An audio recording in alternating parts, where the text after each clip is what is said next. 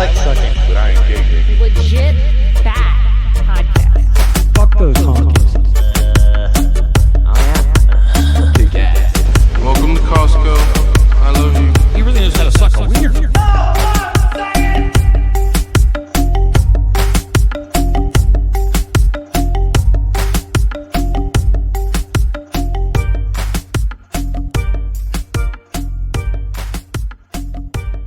Welcome back to Legit Bat. I'm Joe. Jen is Jen. Hello. Ben's Ben. And silent as ever, just like usual. You're welcome. Until he gets on a tangent, then he won't shut the fuck up. But that's fine. That's Starts correct. getting brief. Our guest today is Alex, right? Or Alexandria? I mean, Alex is for brevity. Yeah, either one. My real name, my full name is Alexandria, but people call me Alex, or my nickname is Flyp. So any of those choices you may call me. So I was trying to figure out your last name. It's not Filipowski, huh? It's Filipowski. Well, actually, you know what? You got it right twice because you got it correct in the English pronunciation and then the Polish pronunciation. Filipowski. Yeah. So you did better than every single other person I think I've ever Alexandria met. Filipowski. Yeah. I want to say it in a Russian. Polish? It is Polish. It is Yeah. Polish. So All of the Auskis are usually Polish, and then the Skayas, or Ovs, those are the Russians. Yeah, like any SKYs, those are usually Russian. There are a Mhm. few Polish people with an SKY, but if it's an SKI, then you are in good company of a Polish person most of the time. Funny, I So- always thought the V's and W's were always just a German thing, and then when I went to Russia, they would say vodka. You want Oh. vodka? And I was like, the what? And they're like, vodka. And I'm like, oh, no, I would not like your vodka on tap at a pizza parlor. Yes, you would. Yeah, I would. Fucking liar. So tell everybody a little bit about yourself, what you do, and your show, The Flypside. Yeah. Okay. Well, hi everybody. I am Alexandria, Alex, or Flyp, whichever one you want. We're gonna go with Flyp right now, just for brevity, as you said. But yeah, I have a show called The Flypside. My little tagline is "We talk everything upside down and inside out," and the whole point of me starting the show was really just to ask my silly little questions that lived in my head, but now it's turned into something that I think it's still answering all of those questions that I have, but now more and more people, I just allow anybody who wants to come on and share, and it's been really awesome to hear all of the information that people have that they don't usually get to talk about, that I don't know a lot about, or sometimes I find people where I'm like, I have a question about whatever it is, and then I find somebody who can kind of lead me in the right direction. I still haven't found somebody for feng shui, and that has been driving me crazy because I really want to talk to somebody who knows all feng shui tips. But other than that, yeah, the flip side's been really, really fun. It obviously started with my love for aliens, and then I think that might be the gateway drug to all sorts of things, and now we're here. And I love every minute of doing it. So that's a little bit of backstory. There's probably more, but as of right now, that's where it's at these days. Your show is really great. I listened to your interview with Nick Hinton, and I was like, thank oh you. my gosh, I told Joe right away. I'm like, this girl's so cool. We have to have her on the show. I think we'd have a great conversation. You have great energy, and the way that you ask questions is very genuine, and you're very open-minded, and you're not like, this is the way it is. You're just the same way that we are, where we're just inquisitive. We just want to know more, and we just want to have fun, and not, I know we're not going to figure it out necessarily, but it's really fun. The journey is great. Yeah, that's Right. Yeah, you had kind of a similar backstory. We just started to have fun, and Yeah. if it stops being fun, then I probably won't do it anymore. But as of Oh. today, it's still fun. So Well, we started it. A lot of people that we talked to when we started it were paranormal people. A lot of people who Yeah. had alien experiences or ghost experiences or cryptid stuff. And then it was 2020 at the end when we started. So it did devolve into politics pretty quickly, and then kind of flipped around back to like, let's get away from that and talk more about fun it stuff was again. nothing but Yeah. COVID and politics and all that shit. And I'm glad we're kind of past that, thanks to Biden, because he said COVID's over now, so we can, don't have to worry about that anymore. I think, isn't it mid-May? Yeah, when it's like ending. it's like the Officially. launch date of the new Zelda game. It's like COVID's over and we get the new Zelda game at the same Perfect. time. It's gonna be a great year. So what? That's very funny. Sorry, I love to game too, so I'm like, oh, it's very We met on a makes a video lot of game. sense. The new Zelda is gonna be dope. I actually bought a Zelda themed Nintendo Switch just to host the new Zelda game. That's how much of a fucking dork we are. There we go. I love it. Dorks all around. Congratulations. You have now hit my level. You're welcome. No, not even close, dude. You have me beat on all of those levels. So we first heard about you, like Jen was saying, because of your Nick Hinton episode, because we were having him on, and Jen was trying to kind of familiarize herself with Nick's work, and came across your show. And I talked to Nick about you actually, and he's like, "Oh, I love her. Yeah, have her on. She'll be great." So, how did you get involved with Nick Hinton's line of thinking? Because he's changed a bit in his perspective over the last 3 years. So how did you first get involved with that? Was it the trans surfing stuff, the dimension jumping, or what drew you into him? So honestly, Nick and I kind of met via Twitter. We had a ton of mutual friends. And my one friend Dre, he was pretty close with Nick, and we all just kind of had the same, it was like a nerd dork group to talk about paranormal stuff or numerology or just all of these different topics that sometimes you just don't find that on your day-to-day commute or whoever you're talking to. So Nick and I were introduced via the internet through mutual friends, and then we just would talk here and there, and then just kind of like, oh, we vibe with each other. Like, I think this makes sense, or whatever you're talking about is really cool. Like, I have this point. And so we would share things with each other. And then for months we were trying to get each other booked on the Flypside to have an episode. And it kind of just spiraled from there, where, he had his one episode with me, and then everybody was like, we need a second, and we need to talk about this other book. So now Nick and I are friends. We talk about things here and there as things come up. But what I do really appreciate about Nick's work is that he has taken a turn, like you said, and like throughout all of his discoveries and his quests and his crazy freaking adventures, he's really kind of come down to this like more simplified way of being, which I think in a weird way, both of us were living those parallels with each other. Like, I was super involved with a bunch of numerology stuff and like all this other stuff. And we both kind of found ourselves lost in this whole occult extra knowledge space, because there is so much information. Like you guys said, it's easy to get lost in whatever this is. And then, we can just kind of find ourselves back into a nice place. And so that's my friendship with Nick. But yeah. It's Oh, go for it, Ben. Oh, I was gonna say we talk about that, especially after coming into like that first year of the podcast. It was like such a information dump because we could all talk about things ad nauseum, but until you get something new to talk about, it's just the same old shit. After that first year, through the second year, it was kind of like I wouldn't say that we petered back a little bit, but we've been talking about it more recently from posts of people that we absolutely love that were like, you got to get yourself back out of the rabbit hole a little bit, because that whole saying of getting lost in the weeds, that's a thing. Like, you find that little nuanced detail that's fascinating, and that's great. Go pursue it. Go find out about it. But at some point, you got to bring yourself back to reality a little bit, because if you don't, you're going to get lost in all of the details of trying to figure it out. And it's like, we're never going to figure it out. No, and that's what happens is you become that Spider-Man meme where everybody's pointing at everybody, fed, shill, everything, and that's not fun. That's not a good way to live, people. Just it's not fun for the friends of those people. It's not good for anybody. It doesn't help anything either. Like that kind of thinking, and I get where you get to that actual paranoid delusional stage, because to fall into that, you can get very paranoid really quick.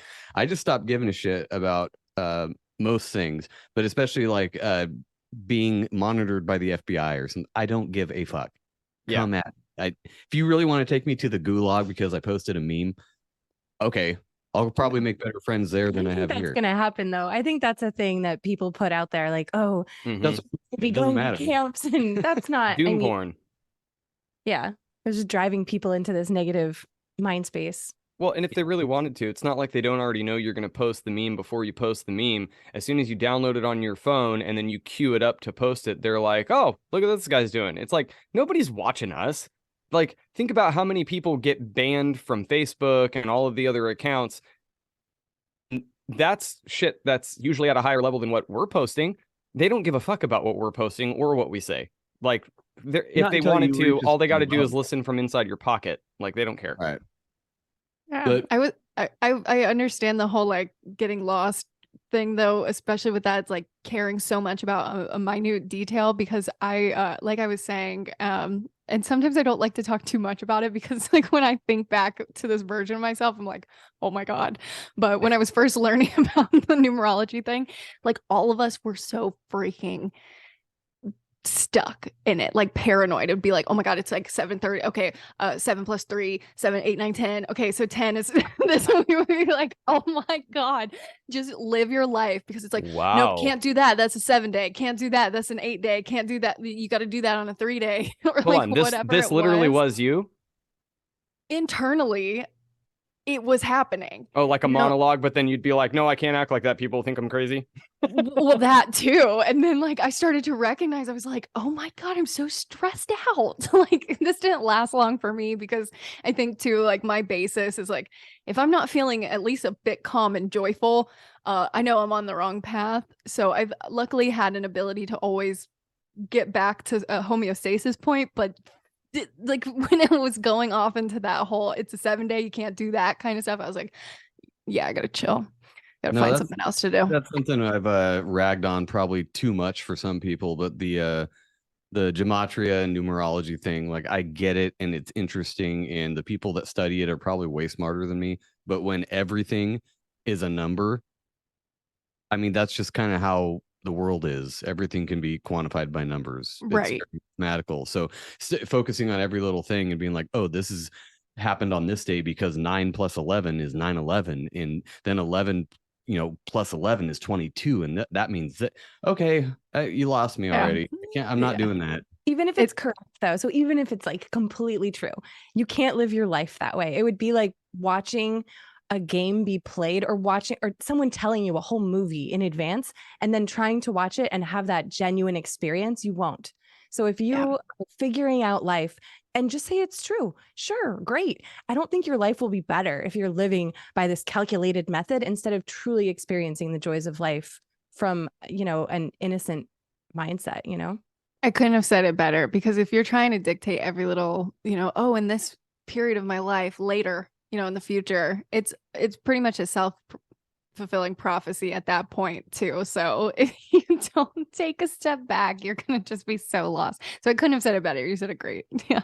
Yeah, you'd be miserable though. I'm sorry. Go ahead. Yeah. that is the self-fulfilling prophecy thing. I mean, and you could get into, oh, it's because you're thinking about it so much that you're actually manifesting what's happening, and that could be part of it too. But when you're focused on one thing, that might just happen. And unfortunately, people have a tendency to focus on negative things because that's the scariest. So you focus on negative shit, and then that shit happens, and you're like, fucking knew it. Yeah. And then you're like, I'm a psychic. And it's like, I don't know about that. Well, that's interesting though, the connection between, if we've lived these lives before already, so you might know that something's coming and you're kind of afraid of it, and maybe you sort of know but you don't know for sure, or manifestation. Like there's a very fine line between psychic and manifesting. I hate the word manifest. I think it's super stupid, but I think Right up that there with frequency and vibration. No, yeah, I'm kind of on the same wavelength you guys are on right now too. Like Like the it's same hard for me to frequency? yeah, we're on the same frequency right now because it's really hard for me to be like, I manifested that. Like I don't want to tell anybody when I feel like I did that, because like that word is so like you said, it's popularized and it's kind of corny and a little bit, kind of, but it's fine. Yeah, it's definitely corny, and we've talked about that a lot too, about the new age terminology. It just drives me up the fucking wall. I get the idea behind it, but the words themselves just peeve me off now, and I'm like, I don't want to talk about that. like love and light, like that's Ugh. beautiful though. Ugh. Yeah. Those are two really great things, but when I hear someone say that, I'm like, oof, I'm tuning out for indefinitely. Yeah, I like piss better. How about piss and No, Piss and love. not that either. There has to be a balance. That's all. There has to be. I don't want to be repelled by those people, but I also don't want to be drawn to them. I want to take it in and then take a step back. I think what peeves you off about, and most people off about that, is what we talked about a couple shows ago, where everything isn't just love and light as much as you want it to be, and you can have that mindset. That's fine, but there's very dark shit out there. Be aware of it. Don't get lost in the dark shit either, but at least be aware that that's out there, and not everything is flowers and fucking, rose petals. Yeah.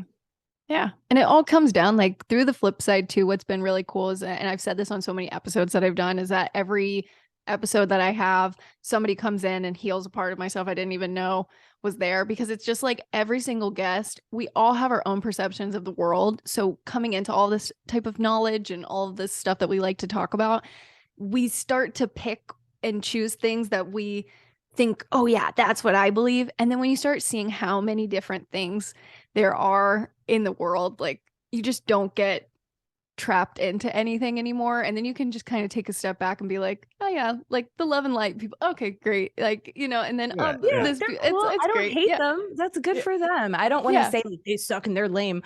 When I hear those words, that initially usually is my first thought, but I don't want to be that way. So I'm growing, trying to. We all are. Everyone. Yeah. I we think all are. accepting of everyone, and people need to stop caring about what other people do and say anyway. Like when I hear it, it kind of bothers me. It doesn't mean that person should stop saying those things. They can do whatever they want. Yeah, and that's like you were talking about growing through all of this. It's definitely helped. I mean, all of us out look at things in a different way and entertain ideas that we never thought we'd entertain. And it doesn't mean we believe it or we subscribe to it, but at least we can hold it in our head and be like, yeah, we'll keep that around for a bit because that's fucking interesting. I don't know. Yeah. Like And Bigfoot. how I never gave a shit about Bigfoot, but it could be a thing. it could be a thing. And how beautiful is that? Like, I know we were talking about the period of time where it got really political, like from 2020 to kind of the beginning of 2022, and just how exhausting it was when if you even talked about anything, it was like, they believe that, or they believe that. And it's like, we just want to talk to everybody.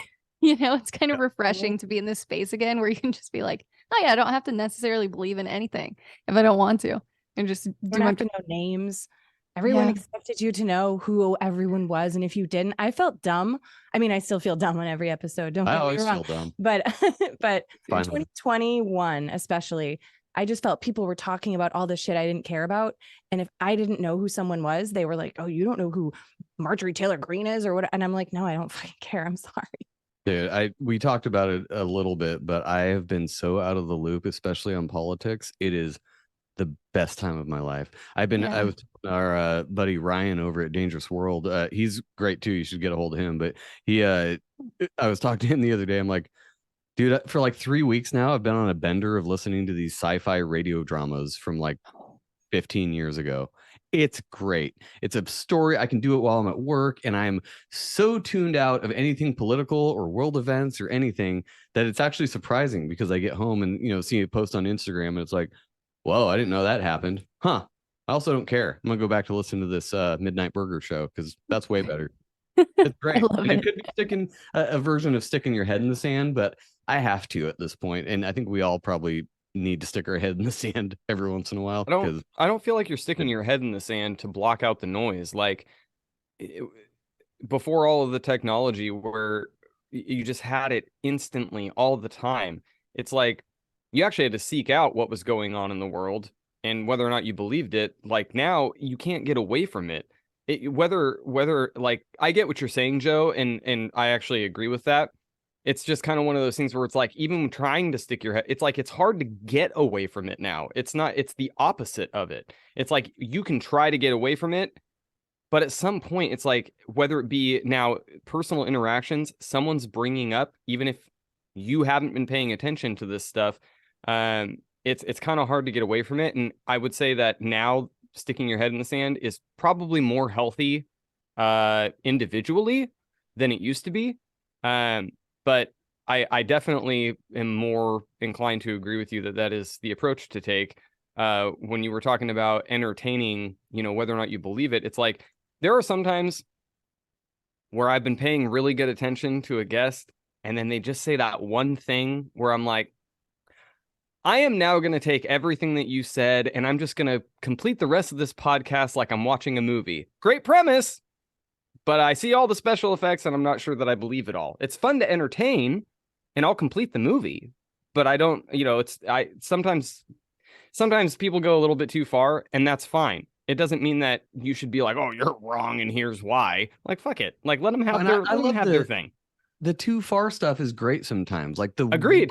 This shit ever is like, that's amazing. I never thought about that. Like, I don't believe it at all, but I love that you brought that up. Exactly. Go into it with an inquisitive mind, though, beforehand.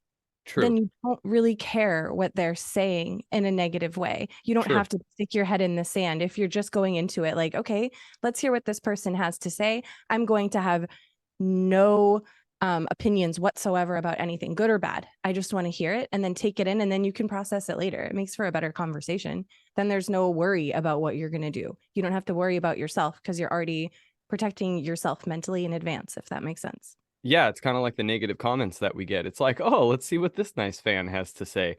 It's like you read it and you're like, oh, well, I thank you for your opinion. Like, it's fine. I don't even want to give those people credit. Anyway, Alex, fuck off. Flyp, sorry. What you said, you started your show for your love of aliens, which we also love. Well, Joe and I do. Ben, I'm not so sure. Maybe he likes them a little bit more now. But have you had any weird experiences or heard any crazy firsthand stories from people?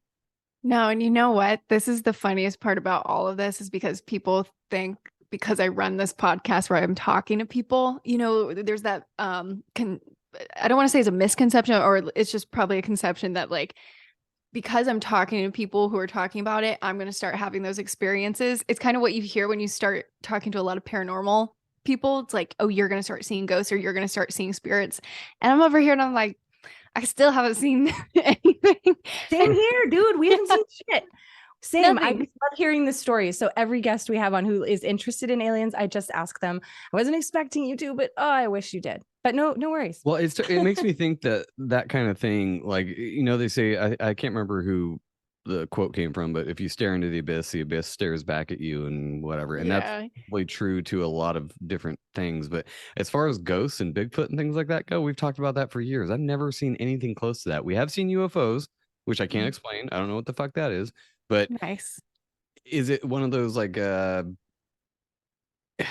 so I mean, we could go really crazy here into the brain being a receiver more than a generator of consciousness, and I mean that's a big stoner debate, but like maybe it is something like that. The people that see ghosts or paranormal shit, their little tuner is just a little off. It doesn't mean mental damage or like a brain malfunction or something. It's just their little filter is tuned a little differently, so maybe they see stuff we don't. I talked to a medium. She's actually a great friend of mine now, and she was on the Flypside. And when I was a guest on her podcast, actually, she was telling me the difference between a spirit and a ghost, like that kind of vocab, in whatever way she could describe. And she was like, a ghost is somebody who doesn't know that they died, so they're just kind of like lingering around in this dimension, and a spirit knows that they've died and they come and like visit. And it was so funny, some of the stories that she was telling me, because she was like, yeah, there was this one lady that had to get out of this guy's house because she kept trying to get in bed with this guy thinking it was her husband.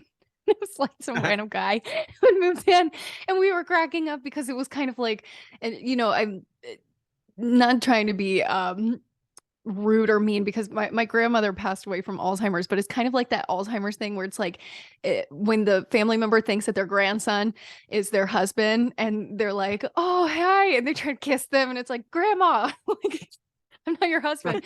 But that's like what she was talking about. It's the ghost situation.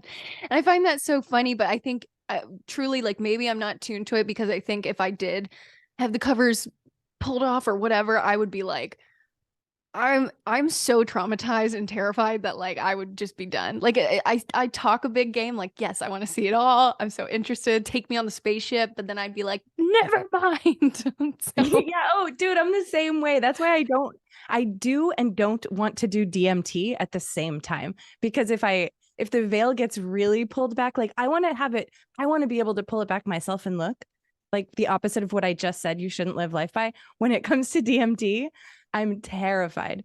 I'm so afraid. You want to curate your experience a little better and not just have it blown the fuck out of your head. Because it's so unknown, and people say it's more real than real, but that's kind of how dreams feel sometimes. So who knows? Yeah. Like, it's super. Would you like for me to share my DMT experience? Yes, please. I will just say that I didn't know what I was doing.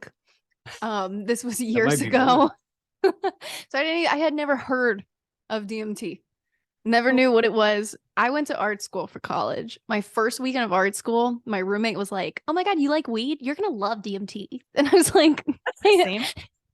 And I was also like a late bloomer weed smoker. Like I smoked like saying, oh wait, you like Bud Light, so you'll like Jack Daniels. That's two different things. Like it's totally, or like you like to drink, here's heroin. I don't know. I'm sorry, it's a bad like correlation, but it was definitely like I had no clue what I was doing. I had drank in high school, you know, like the typical like teenager thing, and then I was actually a late bloomer to weed. I was like, like that's scary, it's a drug. And so I didn't smoke my first bowl until after senior year graduation. And so I was like, yeah, I'm going to art school, like I'm gonna take some weed, like love weed. I'm gonna do pot. Yeah. I'm gonna do pot. And my roommate was like, you're gonna love DMT. So the very first weekend of art school, I smoked DMT. I didn't know what I was doing.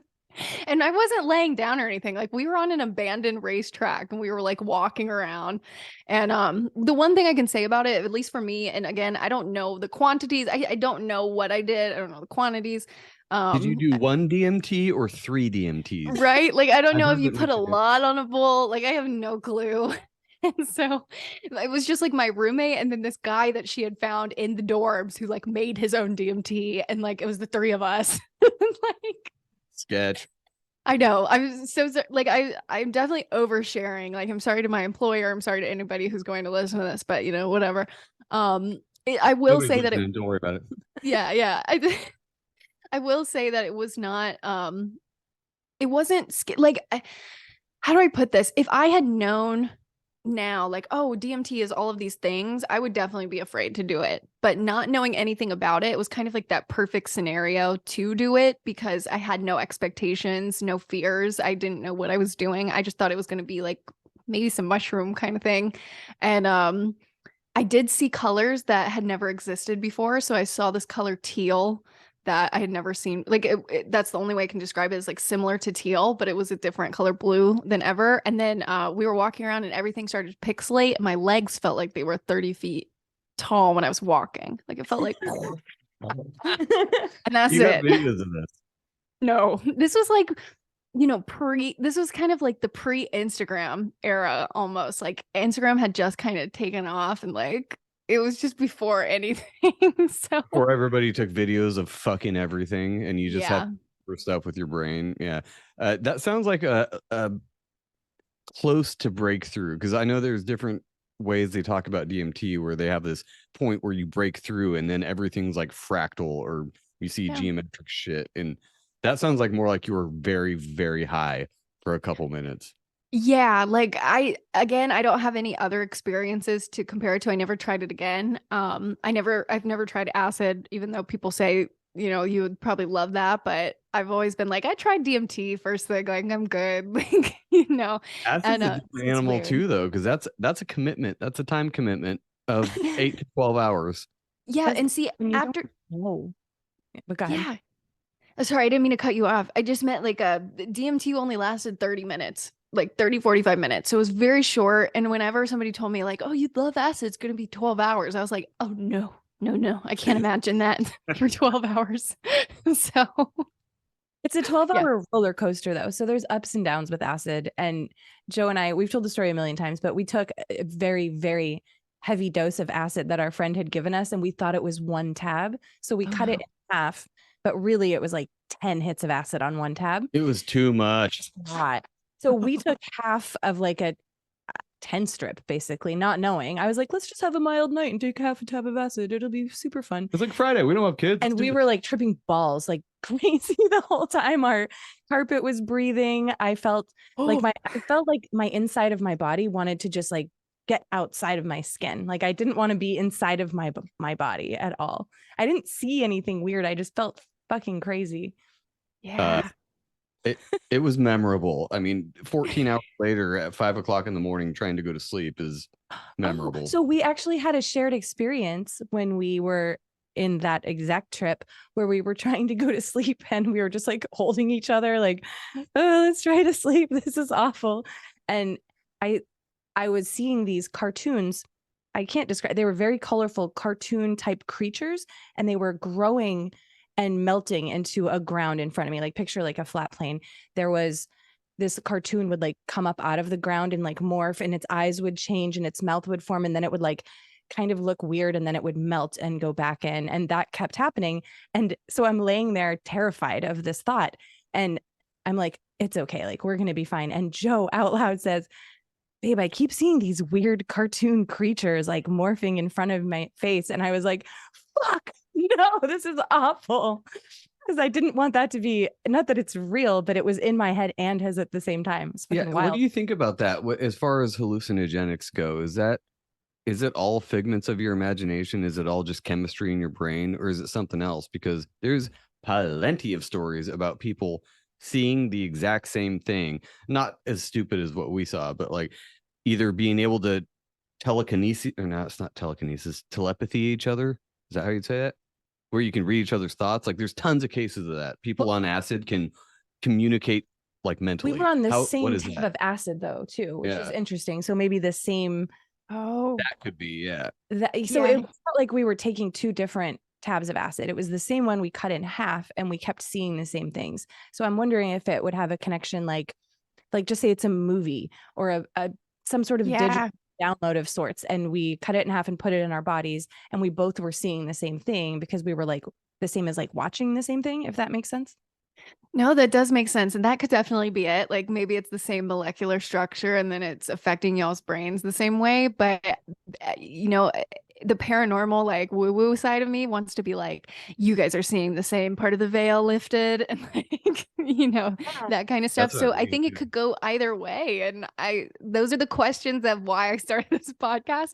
And like those questions that I've had to be very kind with myself and just like realize that I probably will never have a definitive answer, but it's still fun to think about. So I think it could be either one, but that's so Right. fun. No, that's perfect. That's where I would want someone I'm talking to be, because what we talked about earlier with the extremes of, you have somebody who's hard science and they're like, no, this is just molecular composition of the lysergic acid, and this is what it does in your brain and all that. Then you have the other people that go the other way and they're like, everything is one, everything is love and Yeah. light. We are all connected, which could be true too. But there's some middle ground there that we should probably be more in line with I than think either we're of gonna those. know when we die and we can't tell anybody about it. Like when there's no one to tell on Earth, that's when we'll know all the answers, and then we get to come back and And you're forget like, everything shit, it's again. too late. I'm dead now. And that's why Yeah. spirits come back, because they're like, no, I figured it out. Think Yeah. so I think we're like, oh, it was like this the whole time. That was super fun. And I think death is something amazing, and we all feel great and we're all connected in that moment. But then when we come back, we have to forget that, because then Yeah. we live our lives very differently. Death on has here. to be awesome because we all do it. It's metal as fuck. I'm pretty sure that's going to be great. I'll let you know though. Well, something that really changed me was there was actually a little like, I can't remember what documentary it was, but it was watching it with Ram Dass and then one of his best friends. I can't remember his best friend's name, which is, I'm not giving him credit, but they were both talking about how I think the best friend had been diagnosed with cancer, and then I think Ram Dass had his first stroke. And so they both were kind of in this place of like talking about death and like getting there through, once going through all these years of spiritual work. And both of them were like really excited to die. They were like, I think it's going to be exciting. And it was like so profound to me, because if anything, that was always a fear of mine growing up, was like, oh, like I'm not going to be here one day. That's terrifying. And then now I've kind of come to this really healing place where it's like, yeah, I don't really want to think about the way I'm going to go, but like, I gotta, it made me, it actually did make me enjoy the present more and have more fun now, because I'm like, this whole thing is wild. Like this whole life thing is so crazy. So I like feel might like as well the- be living with joy. I feel like there's a lot more pain in life than in death. A lot of people that have like had NDEs and all that, they're like, death was completely painless. Like it was, And if it happens the way we think, where you're just kind of pooped out of your body and you're not in there anymore, then you're not feeling all the physical shit. So it wouldn't hurt. It's not something that hurts. It just happens. And you're like, whoa, But it's like who's this dreaming. ugly ass dude laying on the ground? Oh shit, that was me. I don't care because I'm dead now. And then you move on. It's like a dream, you know, where you there's been so many times when I've had a dream where in the dream I'm not worried about dying.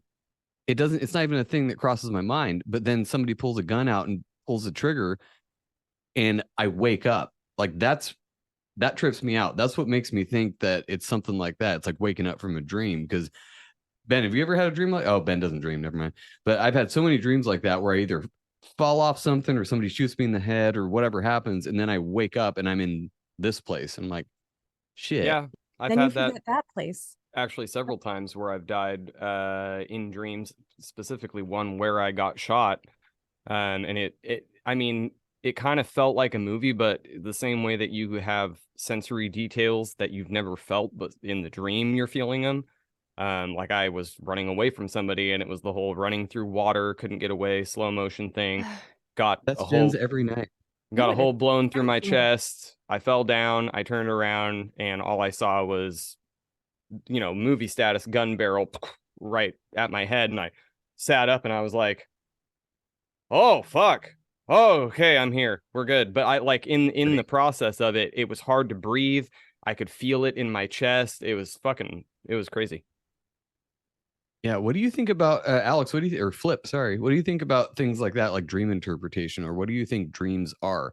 Because that's something we don't. I mean, we've talked about several times, but I like to get different people's ideas on that. What do you think dreams are exactly? Are you looking into a alternate you, or are you plopping into somebody else's body somewhere? Because it's weird how you can have a dream that makes you think in the dream that you've been there before and you know what's going on and you know how to do certain things, and then you wake up and you're like, I don't even know what the fuck that was. How did I know that? Is it just like DMT? Is it just a hallucination? What do you think it is? I think this is a great question. I don't have a definitive answer on this one because there are so many things that I think about in this space of dreaming and sleep in general. I'll give a backstory in a minute of like my own sleep situations, but I think that there's a really cool possibility that like, yeah, if we are just souls inhabiting a body and we get to like travel around to different dimensions or different things like that, like that's a really cool theory. And I think like plausible, who knows? But with dreams and stuff, this is actually one category that I have not taken any time to dive into because I have always been a sleep paralysis person. And so like the thought of lucid dreaming or really getting into that is a lot for me because I'm like, I just want to go to bed. But I know people who have gotten addicted to lucid dreaming and then they start to want to live more asleep and in their dreams than they do reality. So for me, it's a really interesting topic and definitely something I need to research more because for me, I think it's just like I might either get addicted to it. If I tried to lucid dream and be like, wow, I'm like, I can do like magic powers and stuff or whatever it is. So yeah, I think there's so many plausible things, but yeah, I've always been a sleep paralysis person. And that apparently is like the veil of like the dead trying to talk to you. And like it apparently, so my medium friend again was telling me that like I probably like do have sight into talking to people that have passed, but I just do not want to do it because it's been happening since I was a child and I'm just like no, and I've like it happens all the time to where I just like know what to do. I'm like, okay, I can't move my body, and then like I just get out of it. Like it's not scary anymore. Bored by sleep paralysis? I'm not bored by it. It's annoying. Wait, does it go away eventually? Because I've had sleep paralysis several times also, but I feel like there's something weird happening. I can see like the room kind of turns green, or one time I had a weird like demon thing yelling at me, but it had ears, like cat ears stitched onto its head. It looked super strange. So, but I try to get out of it. Like in a dream, anytime I'm dreaming, I'm a tard. I don't know about this world. I forget this world immediately. When I'm in a dream, I have a mission. I have something I'm doing, or I'm talking to someone, or there's something going on. And it's very, very vivid. And I'm just, again, completely forget about this world until the moment that sleep paralysis hits. And then I'm like, oh, I can scream and I can try to wake up. So I start screaming and I just sound like to Joe Yeah. eventually. But I flail my arms and I scream. But I'm obviously just like I look very stupid in real life. But Are it you gets actually me through it. moving? Are you actually moving and you're actually saying things? Like, can you hear her when she's No, it trying to sounds. get out of I it? actually have a sound drop from her. Actually, it sounds like this. Really? Could you hear that? One that Oh, doesn't God play. damn it! It's the one that doesn't. Yeah, play. it's just someone going. That's what it is. That's Wait, what it sounds this will work. We have a Biden one. So it sounds something. Yeah, Yeah. because like. Oh, go ahead. Sorry. oh no, I didn't mean to cut you off. It's like that's what I feel like I'm doing in my head. Like I am trying to say things as I'm trying to get out of it, and like I've never asked my boyfriend if he can hear me, like because I've told him before, like yes, I have sleep paralysis every now and then, but like it happens so often that I don't know. And he's such a deep sleeper that I don't know if he's ever heard me, but like also too, this is kind of embarrassing. But because I've like it happens so often, I've heard like the phrase that you need to say is in Jesus' name I rebuke you. And so that's what I'm saying. Yeah, that's what I'm saying. That's what I say when I have sleep paralysis. So God only knows if my boyfriend is like every night when she's asleep, she says, in Jesus' name I rebuke you, because that's what I'm saying in my head. And like I'm conscious to that level to where I'm like, get the fuck out of here. But yeah, And so he thinks I it was need to just see 'cause if he he can hear farted. me. No, I guarantee you can't. You're not saying that exact thing. I mean, I shouldn't say I guarantee. When I've said things, so that demon thing, when it was coming over, it was scaring me because I saw another person in the sleep realm. Like, so I was floating on a bed, floating in like space, like not outer space, but just like this blank space. And I saw another person sleeping, and I crawled to the edge of the floating bed I was on, and he crawled to the edge, and we both tried to touch hands. And as we tried to touch hands, this demon came up and was like, ah! And it was, I'm calling it a demon, but it looked like someone wearing a demon suit. It was very strange. Anyway, so I was a like, demon from Wish. get out of here. Fuck you, get out of here. But really, what Joe told me I was doing, because he is not a deep sleeper, I was like, nah. Oh no. So none of the words I was saying were coming out at all. But he has it down where he just hits me or pushes me or like holds me, and he's like, get out of that, and then it snaps me out. So No, or I'll just you can train your boyfriend too. I'll Let just him know. snuggle up, like snuggle you and be like, yeah, yes, and then you go, ugh. Oh. It's over.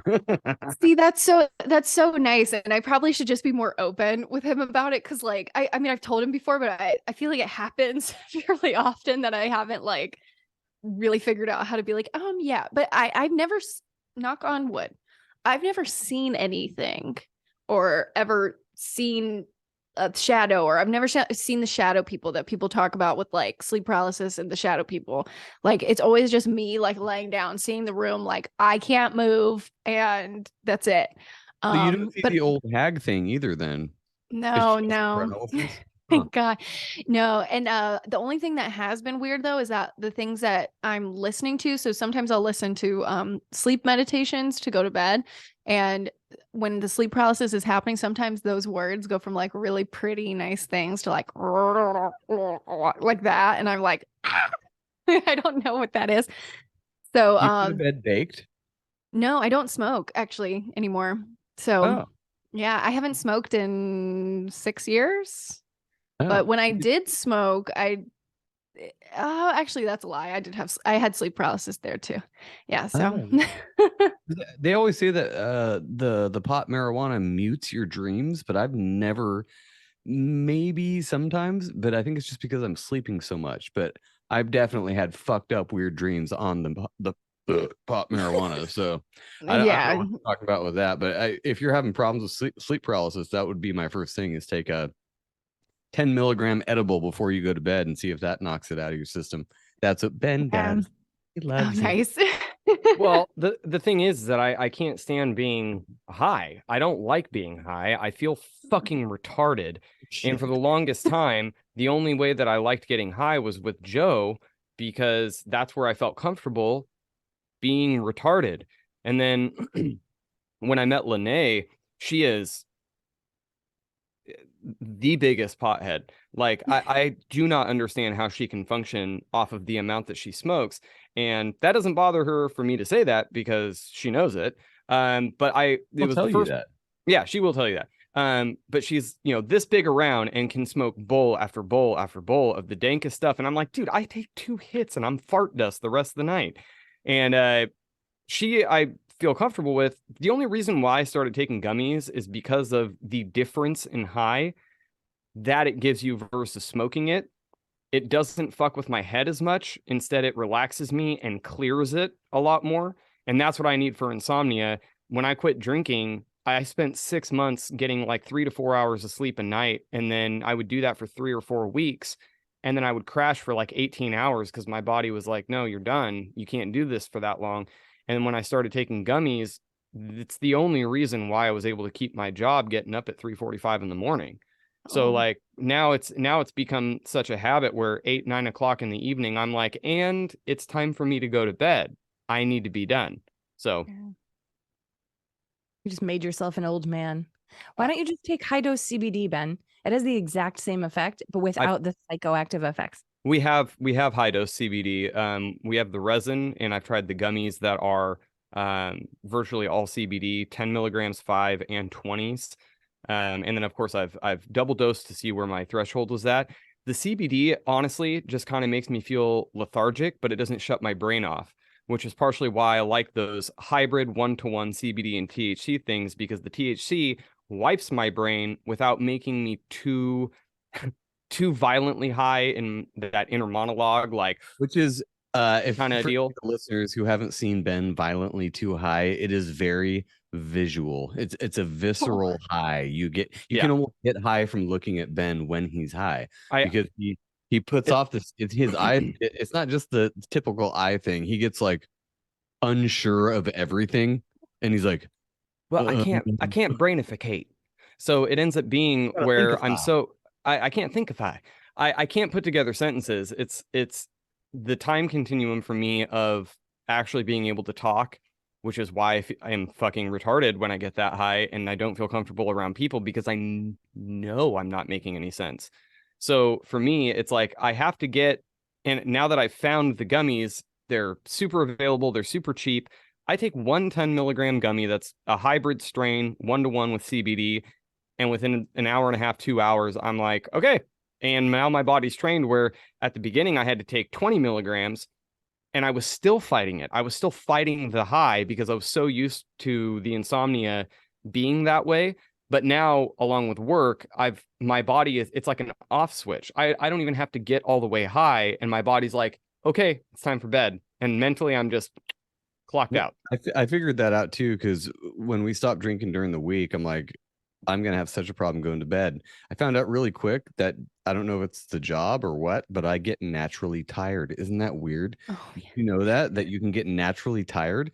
And by like 10 or 11, I'm like, wow, I'm not any kind of fucked up and I could go to bed. I'm going to go do this.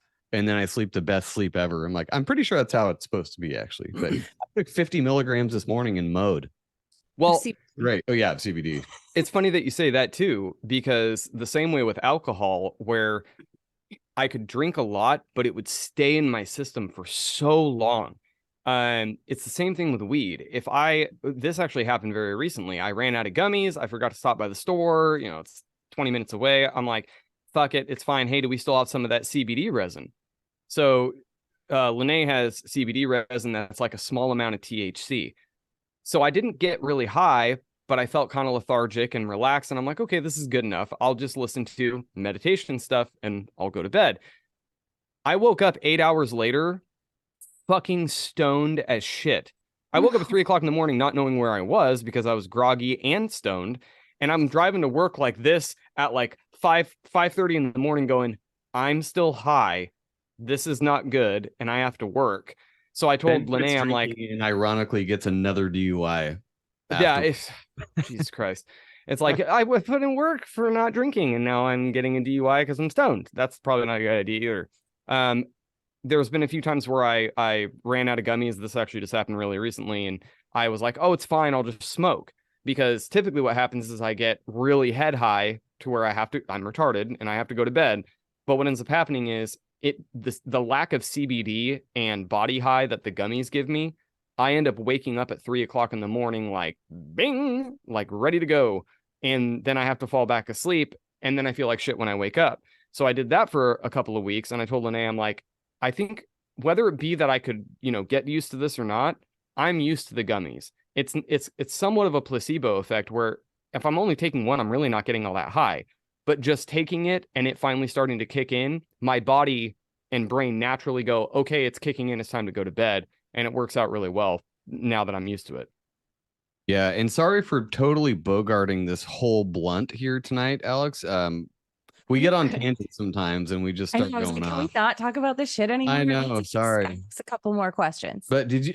What I wanted to ask you was, you're talking about DMT earlier, but have you ever had the inclination to do ayahuasca? Because that is like the LSD equivalent of a time commitment. That scares me. Right. And when I was going, oh, gosh, when was this? I guess this was maybe like 4 or 5 years ago now. That was kind of like my first maybe second deep dive into a lot of spiritual books. And I had put it down for a few years, and this was the period of time where I was like, okay, let me read these books that have been sitting on my shelf. And I read this one book called What the Moon Said, or like The Shit the Moon Says. And it's a really short read, and it's by the guy, I think it's Gerard. I'm going to butcher it. But he started Rhythmia, the Costa Rica ayahuasca retreat. And his book was really, really interesting. And that kind of put the idea of ayahuasca in my brain, just to be like, oh, this is really interesting. Like, it sounds really healing. And then, as the years have gone on, like, with more social platforms, everybody talks about, oh, the ayahuasca circle and like the sweat lodge and all this stuff. And Aubrey Graham loves him some ayahuasca. And so just like listening to all those people preach about it, it was interesting. And so I think 2 years ago, like coming out of the pandemic era, I was like, well, maybe I should just go to Costa Rica and like do that. Like, it wasn't really a well thought out plan. So I did decide to like put in a deposit to Rhythmia to just go. Like, honestly, I've just really wanted to go to Costa Rica, but my whole initial thing was to go to Costa Rica, not to do the ayahuasca. And I was like, hey, can I come here without doing that? And they were like, yeah, you can come and like do whatever. And then you have the opportunity to do it 3 times if you want in a week. And I was like, that's what you guys do, is like 3 times in a week? Okay. So I still have never gone yet. I have my deposit there if I ever decide to go. I do want to go to Costa Rica, but the more and more that I've gone through just like researching things, talking to people, I don't drink anymore either. I don't really do anything. So it's kind of like, I think I might be one of those people who'd get spiritual psychosis if I did it, which like I've seen a couple friends kind of go through that stuff. And but I don't. Spiritual psychosis? I'm sorry. What is that? So it's kind of like just, I don't know how to explain it, but it's almost like what we were talking about in the beginning of this episode, where everything becomes this is a number, this is this, like everything is kind of in a different reality. So living in this reality is really difficult for people after. So everything is connected. Like, it's almost like a small blip into schizophrenia a little bit. And a lot of people have like been, they report that after they do maybe too much ayahuasca or like whatever drug they do. You can even do too many shrooms. So yeah, for me, I'm like, I'm just gonna sit back, relax. But one day, I'm not opposed to it at all.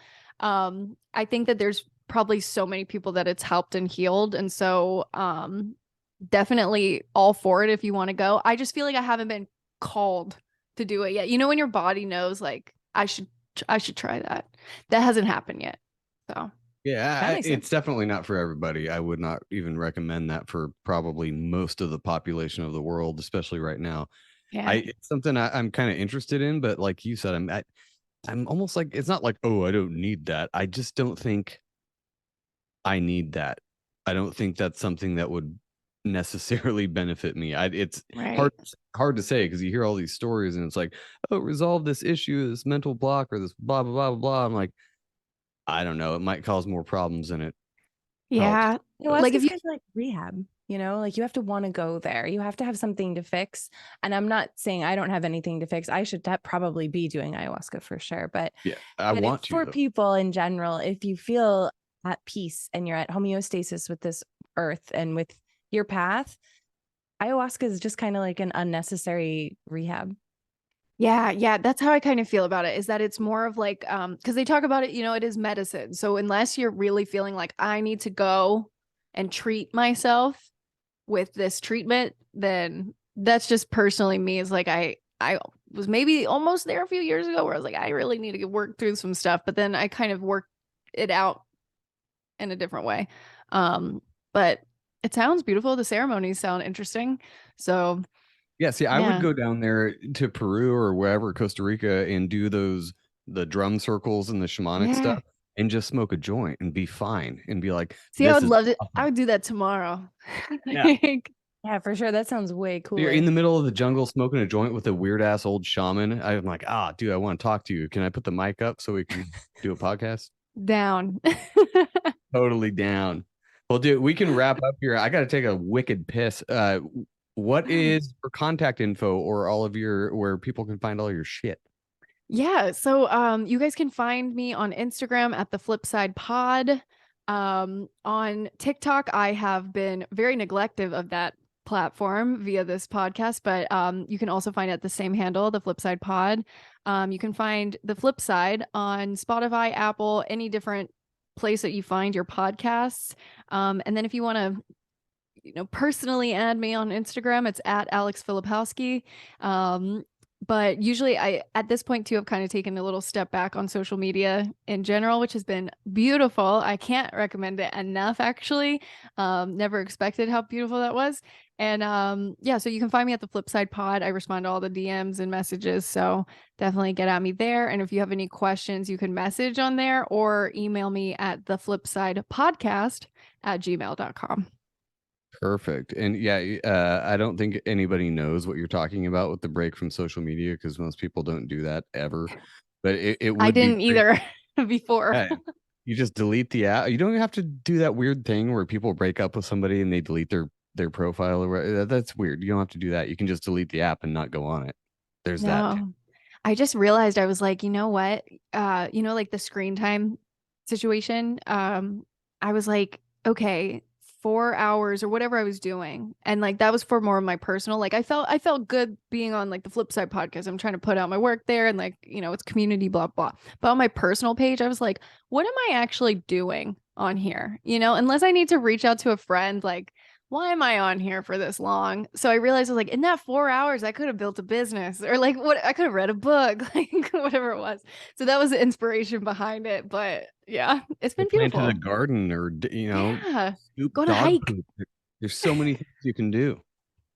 You could actually probably scoop dog poop while you scroll Instagram, but Yeah. run the risk of stepping in dog shit. But anyway, we have veered so far off. I don't even know what the fuck we're doing anymore. But hey, welcome to Legit Dat. All right, we will talk to you later. Thank you so much for coming on, Flyp, and we will be in touch and we'll have you on again soon.